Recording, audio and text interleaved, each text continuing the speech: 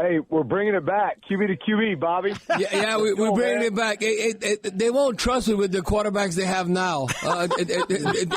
They knew that you could handle me. Everybody asks those bizarre questions and stuff. But, Drew, glad to have you on board. I tell you what, you know what? When I look at you, not too many people can say this in the world. Usually you have to pass away. But you're a living legend. Usually you have to pass away before you become a legend. But how does it feel to be a living legend? And not only in the Gulf Coast, the Gulf South. I mean, because the Who Dat Nation, we're international. You worldwide. Hey, look, you know what, honestly, that's the best part of it. Literally everywhere I go, I meet Saints fans. Like I meet Who Dat Nation. And they're not like quiet people, right? Right. Like they are loud, and they're going to let you know about it, and they're going to let you know every game that they've been to and how much they love their team. And honestly, that's what makes our fan base the best in the world. Like, they are everywhere, and they make themselves known.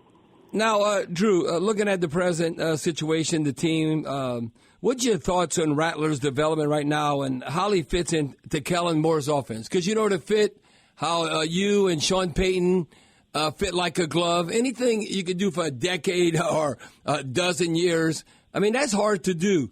How do you look at Rattler's development with Kellen Moore's offense right now? I like it a lot, and I think he's a great fit. I think Spencer is a really dynamic player. I mean, I love, like, stature-wise, he's a lot like me from the perspective of you're not the tallest guy, but you're athletic, you can move. Man, I love the way he throws the ball. He's made some plays running the football that have been really impressive over the last couple of weeks, getting some key first downs, breaking tackles. I mean, just some gutsy performances. I know it hasn't resulted in wins, but we've been right there. I mean, honestly, I look at us and the Tampa Bay Bucks. Tampa Bay Bucks just found a way to win those two games, and unfortunately we didn't, but we're otherwise I think the division still is just wide open for the taking. So, look, I've loved to watch his development. I think he's a great fit for Kellen Moore's offense. I really like the stuff that we're doing offensively. We got some weapons. I was at the game Sunday, and I'm looking out there at kind of the speed and versatility we have, on the perimeter, and obviously Kamara and Juwan Johnson, and so it's fun to watch. Speaking of the guys in the perimeter, when you look at Chris Olave, Rashid Shaheed, he's chunk plays. You can definitely get that out of Rashid Shaheed. You look how dangerous. But when you compare to some of the great receivers you play with, like Chris Olave, okay, if you want to be wide receiver one, you can't catch the ball and fall down. How about you get some yards after the catch? Now, you might say, well, Bobby's been dealing with concussions. Well, you're going to get hit in the NFL. We got to get more yak. I know you all, and you always talked about this, the accuracy of the football to help you players get that yak. Just talk a little bit about that, because we need Chris Olave. You want to get paid?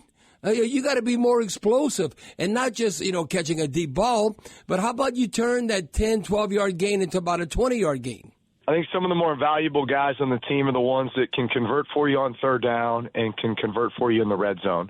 And a lot of times those are, the tight window matchups, where you're just going to be open by a little bit, or you just have to get enough separation, and then obviously the QB's got to deliver the ball, accurately and on time in order for you to convert and possess the ball and go down and score points and play the complementary game with your defense. But, yeah, I mean, look, that's required from a number one. They've got to be able to – they got to have those traits. They got to be the guy that you can count on in those situations, third down, red zone. Now, Drew, I'm looking at Rattler right now. I'm just like, I feel bad for him because I know he's fighting and he's handling adversity. I just want him to win a game. You know how to get that monkey off his back when all of a sudden, like, you're 0-7, you're 0-8.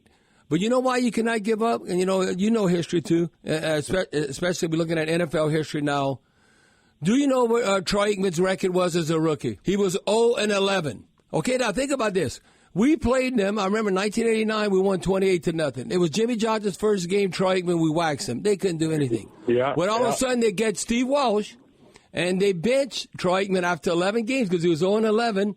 And then Walsh, the only game the Cowgirls won that year, they were 1-15, was they beat Washington Redskins. But here I'm looking at, like, everybody, Spencer Rattler, he can't win a game. But it shows you the team sport that football is. and what it takes. You know that the quarterback gets too much of the glory or the blame, whatever. But what advice would you give Rattler right now as, he's trying to navigate his first full season as a starting quarterback? And what are the most crucial things for him to focus on to get to that point where the team said, yeah, he's the man? Yeah, look, I think your point is well taken, and I think we all need to, be patient with the process here. Here's a guy who was a mid-round pick last year as a rookie and was forced to come in and play, 4 or 5 games due to injury, and not just injury to Derek Carr, but also across the board. I mean, we didn't have our 2 starting receivers. We didn't have a couple of linemen up front. And so, man, you talk about being thrown in the fire, right? And obviously things are different this year. We've been able to get guys healthy, receivers on the perimeter healthy. You add some pieces of the puzzle. You go out and get Cooks. You trade for Ville. You got, I think, you made some solid draft picks to continue to build that O-line as well. And they're right there. I mean, literally they're right on the cusp. Even last year, a couple of games where they're just right there. They just had to find a way to break the seal, get that first win, start developing some confidence and momentum. But, look, when I watch Spencer play, he's got all the traits. He's got some moxie. He plays with some swagger, kind of chip on his shoulder. The guys seem to like him and play hard around him and for him. He can make all the throws. He can make plays with his legs. He's not afraid to take off and run and kind of lower his head to go get the first down. So for all those reasons, I think we have to be patient with him and recognize that, man, it's going to happen, and hopefully it happens soon. Now, Drew, you're a lot kinder than me in this regard. You praised the Saints' offensive line, and then you can elaborate what you think of that unit. And the reason why I said, no, they can't be good. They got to be the strength of our team. You know this at the beginning of training camp, late July and then early August. I thought this was interesting. Only us and the Los Angeles Chargers. I'm so used to saying San Diego, but the Los Angeles Chargers, the potentially, who's going to start, okay, is based on the potential because 4 of the potential 5 starters of the Chargers and the Saints were drafted in the first round. So I think that's a fair judgment on them. That offensive line has to play great, and they have not. I mean, Cesar Ruiz seemed like he's going backwards. He's drafted in the first round. No, I'm not saying you have to be Carl Nicks or Jari Evans, but you got to win. Come on, you got to win up front. I've been more disappointed in training camp when it was all said and done. We went out and practiced against the Rams. Now, the Rams got an awesome D-line, and they can get after you. But, Drew, I'm telling you right now, if we're going to turn things around and everyone follows the football, the skilled people, but we got to win in the trenches. That's what we've invested in the draft. Our offensive line has to be great. Maybe they'll get there. We have to have luck with injuries and all that. But that's what I've been disappointed in. I think it's a good point. There's no doubt that the emphasis in the draft has been around the fronts and especially the offensive line. And I think that's really, really wise because I think you look at any great team, it starts with those guys. And that's something that I know the guys that I've been around have always take great pride in that. And look, it all works together. I mean, you got to have guys that are on the same page running the football and understanding the run game, zone schemes, or whatever it is, and kind of where to make the cuts and how to make the cuts. QB's got to be aware of, hey, how can I help these guys out at time, whether it's protection calls or getting the ball out and that sort of thing. So it is very complementary, across the board with QB and running back and how those guys work together. But certainly just with what we've invested in the offensive line. Look, I know a lot of those guys. I played with McCoy. I played with Cesar Ruiz, right? Some of these new guys I haven't. But nonetheless, I think that's just a level of pride that those guys take in that room to be the tone setters. They have to be the tone setters. Now, Drew, now I'd really be impressed if we get the nation's attention. We have said Seattle. They gave the business to Brock Purdy and Aaron Rodgers. And so now going into that hostile environment in Seattle, how did you deal with that, and what pointers could you give Rattler? And I'm sure they're working on communication, silent count, and all that. But and we've had success in Seattle. Now, I still think that should have never happened when, we had 2 or 3 more wins than Seattle. We had to go on the road just because they won the division. Remember, we were on like our 8th running back. I think that might have been the beast mode game for them. And we were way better. I thought we were way better than Seattle. But, again, you have to have luck with injuries. But what would you tell Spencer to deal with that atmosphere in Seattle? Because it is loud. We played there twice in 2013, the year that they won the Super Bowl. We played them on Monday Night Football when we were both 10-1. And that was probably one of the craziest atmospheres I've ever been involved in an opposing stadium. Just how loud it was, and it was weird weather, and I swear they were piping in music, but it was loud anyway. Obviously, and then we played them in the playoffs that year, and the game was a lot closer there, and I felt like we did a good job of handling the noise at that point because we were a bit more prepared. But I think you just have to go into it where, hey, it's going to be louder. Like, just assume that you will not be able to communicate verbally at all at the line of scrimmage, Right. And everyone has to be really, really in tune with just making sure that you're in and out of the huddle with everybody knowing what to do. So, a lot of times it was, hey, it's going to be a simpler game plan because we need to make sure that we can get in and out of the huddle up and down with tempo and everybody knowing what to do. But just understand that you're probably not going to be able to hear anything at the line of scrimmage. It's all going to be nonverbal, and you just got to communicate with a lot of efficiency. Now, Drew, I never played in a new stadium. When I was playing, they had the old King Dome. And I said, I know about a dome. The Superdome's loud. The King Dome was loud. But I remember going in warm-up, and I remember the Seahawks fans were just yelling to be yelling. Well, we warming up. Why are they yelling? Trying to torment you. And I'm looking at the team. So we better get off to a fast start. And we did get off to a fast start. That's when they had Bosworth and all that. And the key was to victory, and I think could be the key now, that unless you, you have crazy, you're not going to be yelling just to be yelling, and maybe the Seahawks fans might do that. But it seems like when you're on the road, if you set the tone and get off to a fast start, that's the best formula. When you're not playing from behind, and so far, even last week, even at home, with all those damn 49er fans in the Dome, if we could have been up like 7-0, or maybe potentially could have been 10, but getting off to a fast start so we're not playing from behind. Yeah, that's the number one way that you combat a rowdy environment is you try to shut them up really quick with going down and getting a first possession score and getting somewhat of a lead. That's the best way. But, hey, I think we do have to talk about how many 49ers fans there were in the Dome, man. That was upsetting. I've never seen that much red or opposing team's colors in our Dome before. Have you? You haven't because you won. I don't know. Listen, if you win, and look, when we played late 80s, early 90s, they had Joe Montana, and we were in the same division of 49ers. No, that would never happen. But you know why? We were winning 11, 12 games. Drew, you got to win. And you're a capitalist like I am.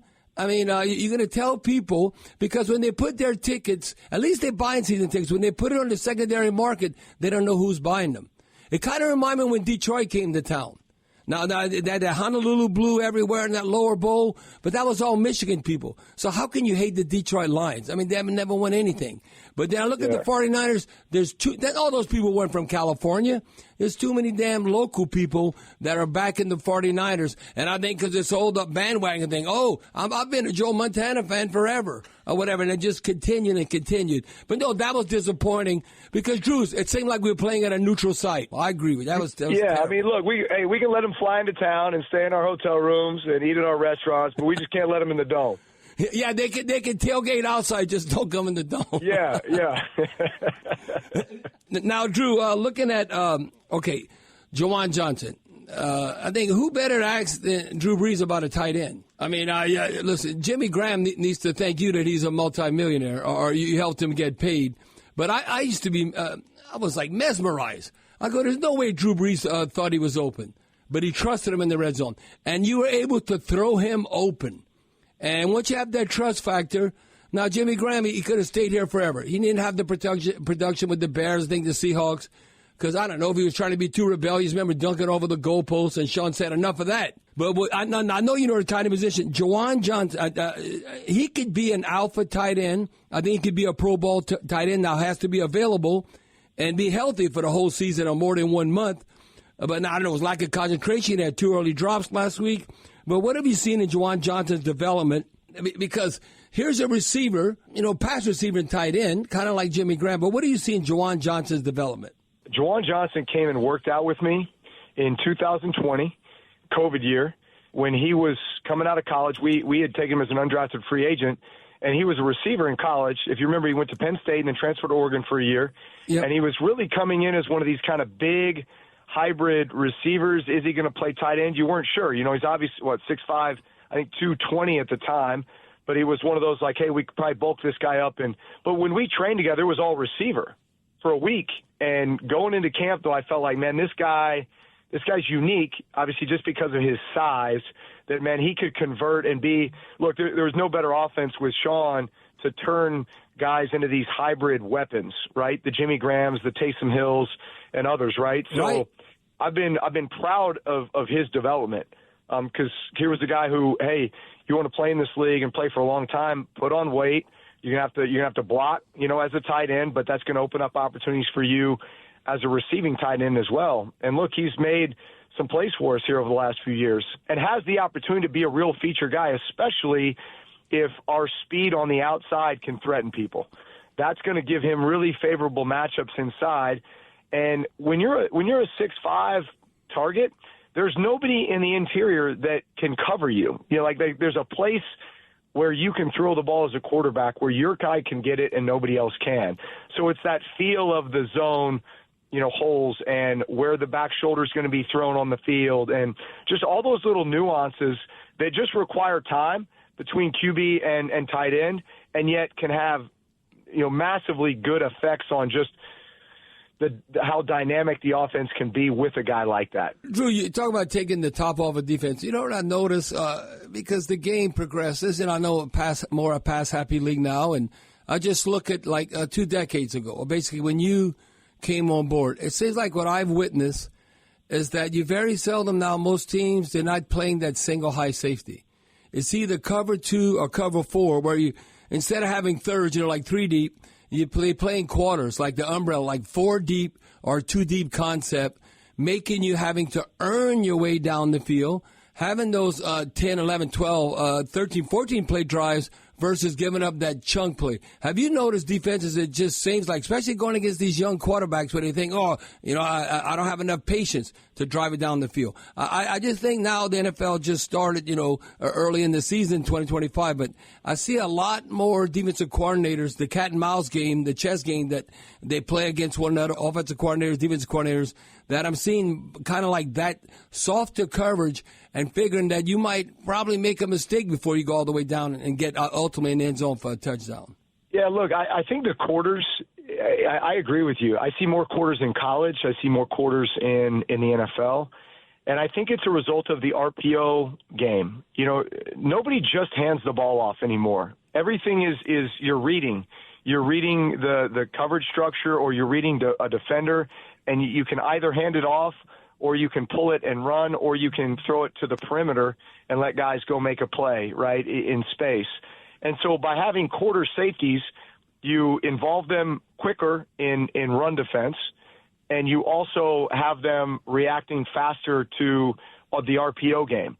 Especially anything vertically in the RPO game, they're just that much closer to helping make the play, or they can just get to the perimeter faster in order to help as an additional tackler.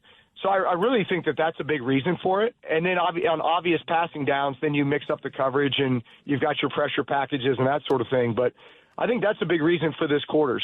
Now, Drew, before we let you run, I can talk to you all day. I feel like I'm at the bar having a beer with you, just talking ball. What's your impression so far of Kellen Moore, youngest NFL head coach? And what's the most important thing you would think for him to establish this season to build that winning culture like you and Sean Payton had?